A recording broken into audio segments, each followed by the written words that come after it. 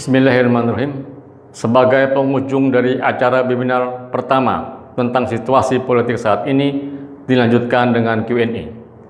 Kepada seluruh peserta webinar, kami persilakan untuk bisa memberikan pertanyaan langsung kepada narasumber melalui chatting yang telah disediakan panitia.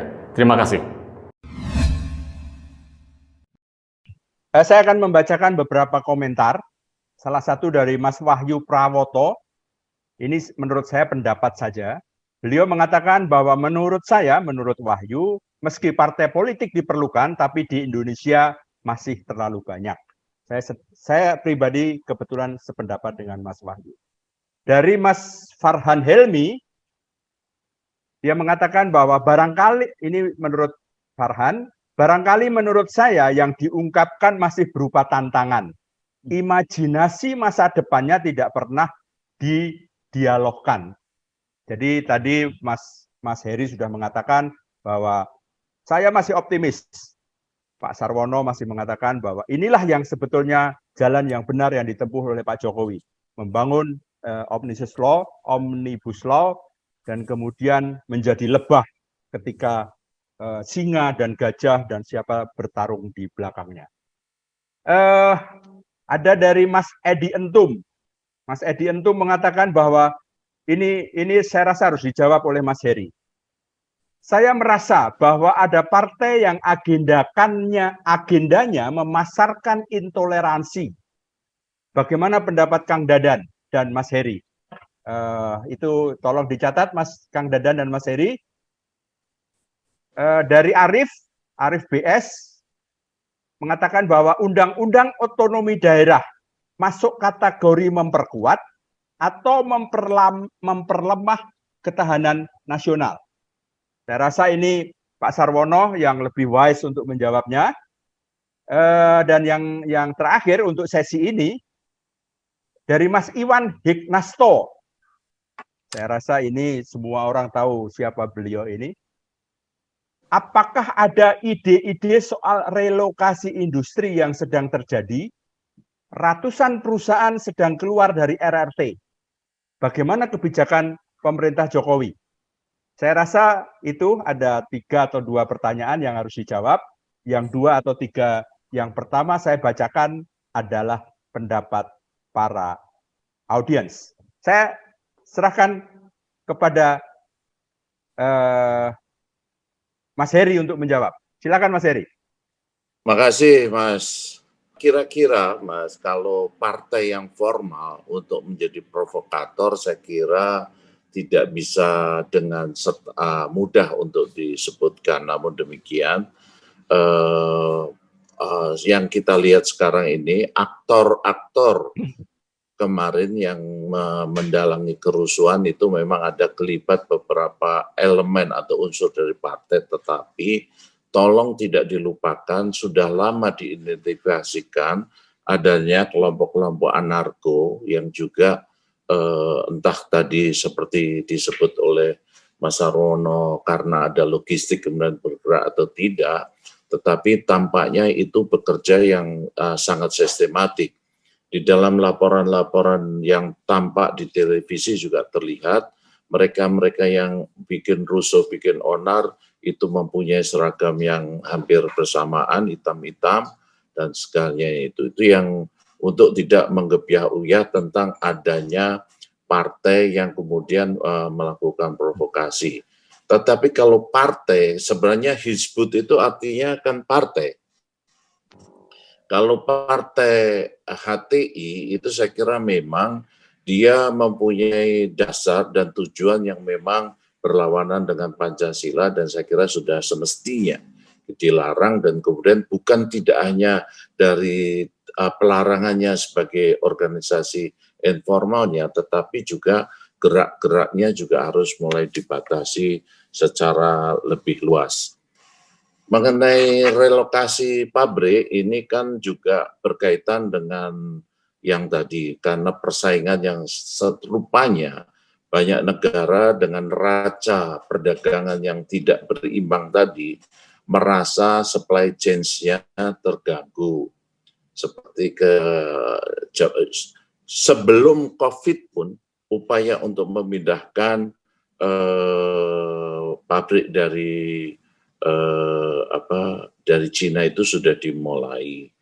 Namun demikian, apa yang setelah terjadi COVID itu menjadi semakin lebih aktif, dan yang saya tahu misalkan pemerintah Jepang pada bulan April mengumumkan subsidi sebesar 2,2 miliar dolar untuk diberikan kepada perusahaan Jepang yang mau pindah dari Cina.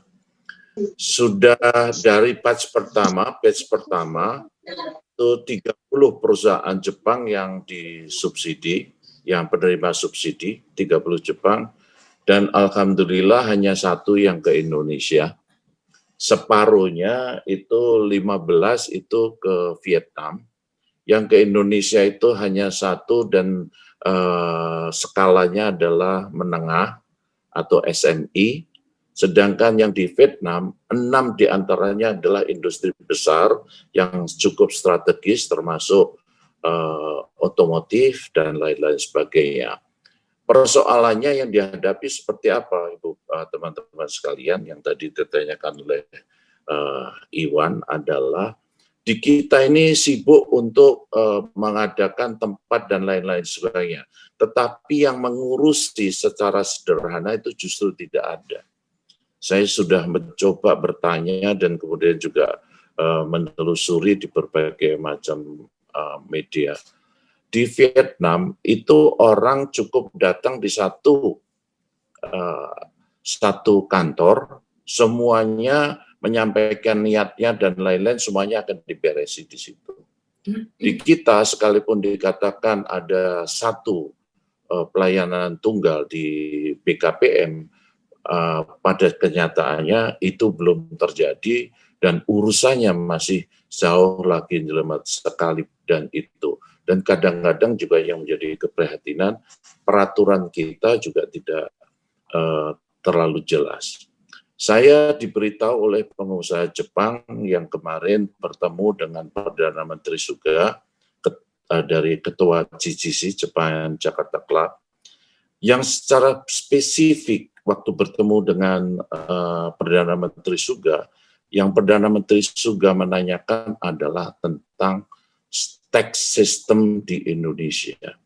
Tax system kita masih terlalu ruwet, susah dipahami, dan masih banyak juga terjadi masalah di dalamnya. Ini saya kira bukan peraturan tadi seperti disampaikan Mas Sarwono, ini memang perlu dilakukan perombakan, reformasinya, tetapi praktek-praktek di lapangannya juga harus dijalankan. Ini yang terjadi seperti itu. Jadi sampai sekarang, sekalipun itu cerita kemarin yang diumumkan 7 perusahaan Jepang mau masuk Indonesia itu sebenarnya sudah cerita 4 bulan yang lalu. Tapi sementara belum ada langkah-langkah lain yang untuk membenahi di dalam sisi kemacetan birokrasi ini. Itu saya kira yang upaya yang ingin dilakukan tentu ada, termasuk birokrasi itu, harapan dari pihak investor juga ada. Tetapi kalau kita gagal melakukan bukan peraturan, tetapi membenahi aspek pelaksanaannya, itu akan sama saja. Saya kira itu. Karena itu tataran sekarang memang adalah membenahi pelaksanaannya. Terima kasih. Kang Dadan, silakan Kang Dadan. Baik, ada satu hal lagi yang barangkali jadi pertanyaan menggelitik, ini juga menjadi sebuah kajian, apakah otonomi itu menguatkan atau melemahkan ketahanan nasional, begitu ya. Kalau kita berbicara negara kita ini sangat luas, negara ini dengan geografinya yang seperti ini, negara kepulauan, memang betul bahwa bagaimana kemudian mengelola wilayah-wilayah ini dengan baik. Di satu sisi dengan otonomi daerah, sebetulnya kita bisa melihat bahwa pemerataan pembangunan itu mulai terasa gitu ya. Kalau kita lihat, saya mencoba mencatat sebelum adanya otonomi daerah, 70% industri dengan segala macam apanya ada terkonsentrasi di Jawa. Mungkin karena fasilitasnya, mungkin pengurusan dan sebagainya. 10% ada di Sumatera dan 10% ada di sisanya. Nah, itu memperlihatkan permukaannya. Jadi terpikirlah bagaimana kemudian mengelola distribusi manajemen yang baik gitu. Namun kalau kita lihat lagi kepada satu pemikiran kita bahwa negara kita kan bentuknya negara kesatuan gitu. Tapi kemudian ada terasa sekarang otonomi negara kesatuan, rasa federalistik gitu. Nah, itu kemudian terakhir yang kemudian kita berbicara yang harus kita uji kembali bentuk otonomi seperti apa, karena nanti menyangkut juga pemilihan pilkada yang jadi mahal, masing-masing juga membutuhkan sebuah biaya. Ini kaji ulang bentuknya seperti apa otonomi itu, karena juga harmonisasi. Saya mencoba mencatat di Lemhanas bahwa konflik antar wilayah itu kalau dulu kita mengenal antara konflik Indonesia dengan Malaysia, konflik kemudian kita dengan PNJ, dengan Timur Leste dan sebagainya. Tapi sekarang ini muncul konflik antar daerah di dalam pengelolaan sumber kekayaan alam dan sebagainya. Makanya memang ada beberapa sekarang ditarik kembali kekuasaannya ke pusat dan daerah. Ini menjadi sebuah batu ujian. Nah, ujian terakhir yang coba kita kaji adalah dengan adanya pandemi. Kan kita melihat bagaimana sebetulnya sinkronisasi kebijakan dari pusat ke daerah, ada kemudian daerah yang mengikuti gerak kebijakan, ada kemudian daerah yang mencoba nyelonong sendiri dan sebagainya. Nah, tadi saya setuju dengan Mas Heri bahwa kadang-kadang peraturan kita secara legal formal kelihatannya bagus, terlepas dari yang tadi Mas Sarwono mengatakan bahwa arsitektur peraturan kita ini tumpang tindih, saling mengganjal atau saling bertentangan dan sebagainya. Namun dalam pelaksanaannya seringkali apa yang digariskan itu harus dikawal betul di dalam implementasinya.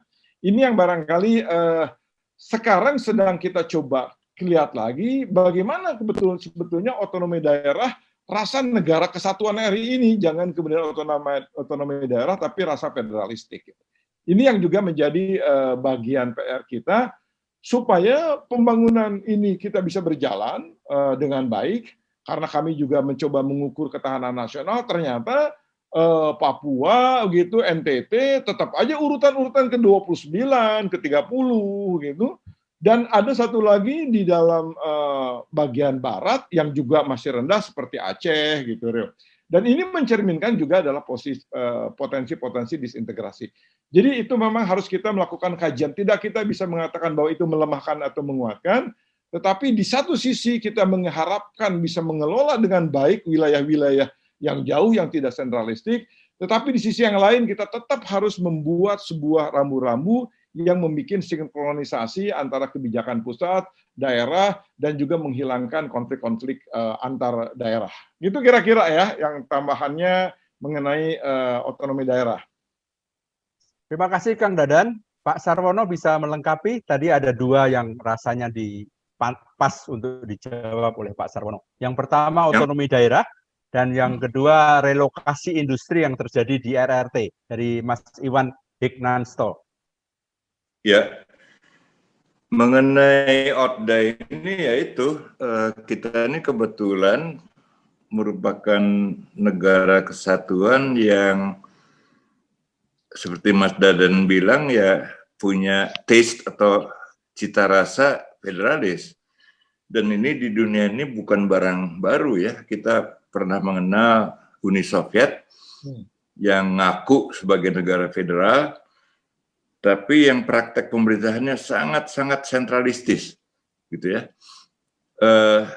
Dan dengan demikian memang sistem pemerintahan di mana-mana itu boleh dikatakan tidak pernah konsisten. Ya.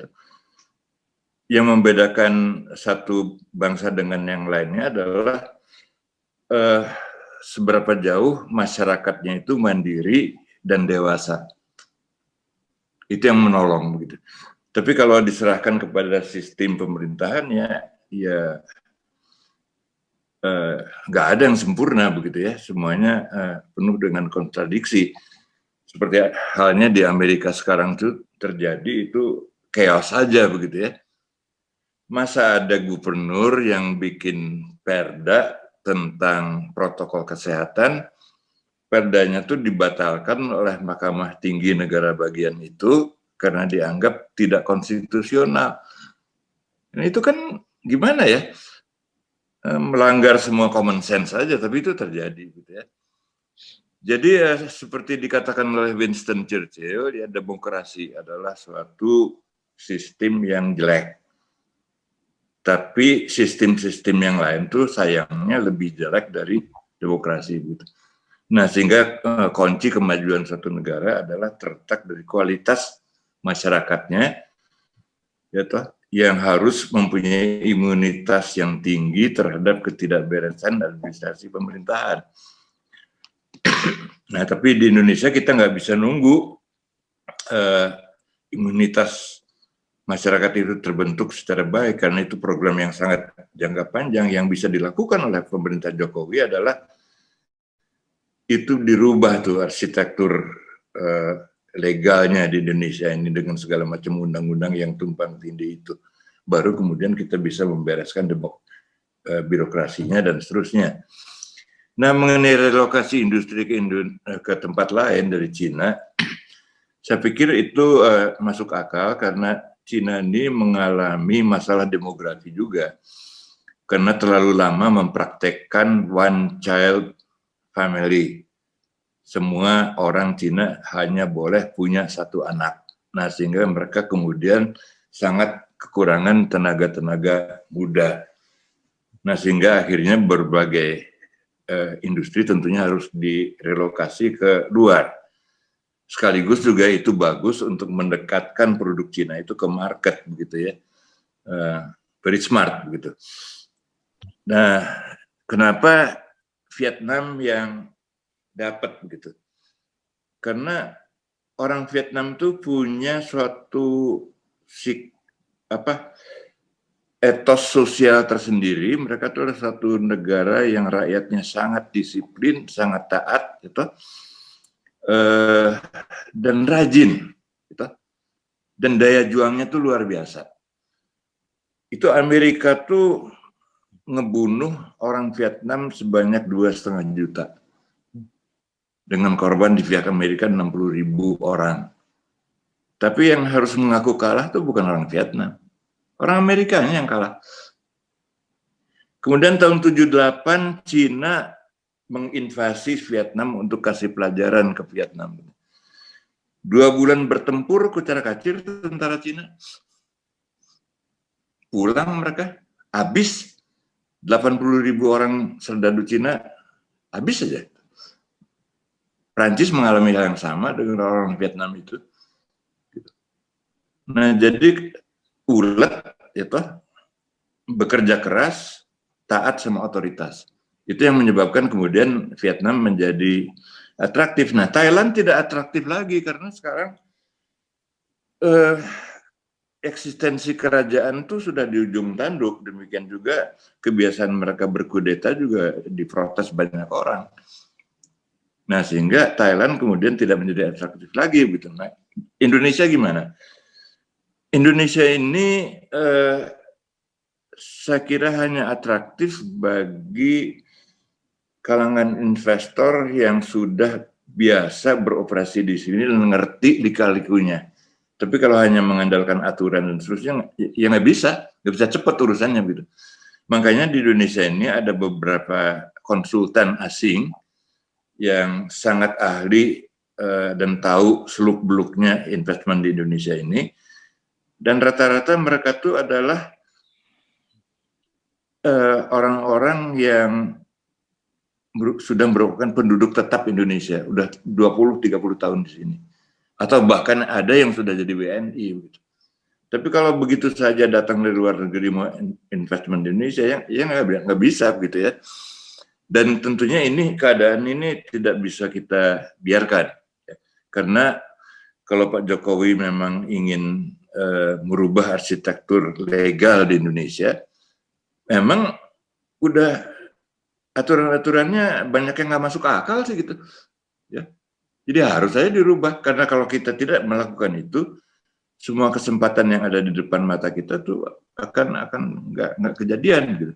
Nah, apa yang harus kita lakukan sebagai warga negara? Saya pikir kita nih, kalau saya sih punya kebiasaan begini, kalau ada kabar baik dari manapun juga, apalagi kalau pembawa kabar baik itu anak-anak muda, itu saya selalu berusaha untuk mengamplify ya karya-karya mereka itu. Saya bikin WA group segala macam tuh untuk memberitahukan semua orang, di sini nih ada orang berbuat baik gitu ya, dia produktif, dia tuh inovatif dan seterusnya. Apa yang saya temukan dari komunitas muda yang sering saya pantau ini, ternyata diam-diam ada revolusi di bidang pertanian yang dipelopori oleh kaum muda, bahkan orang-orang yang bukan petani. Gitu. Mereka sudah bicara tentang lokavora, mereka bicara tentang ekonomi sirkuler, dan bukan hanya bicara, tapi mempraktekannya, begitu ya. Mereka sudah bikin ini rantai pasok yang berbasis teknologi informasi sehingga sangat efisien dan sangat menguntungkan, gitu, baik buat petani maupun buat konsumen dan seterusnya.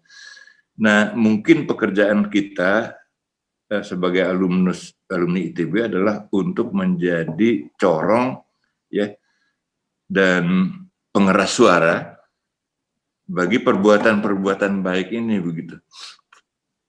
Karena cuma itu yang bisa kita lakukan kalau kita punya pretensi untuk merubah arsitektur hukum dan seterusnya. Jokowi aja pusing kepala soal itu, apalagi kita, gitu kan.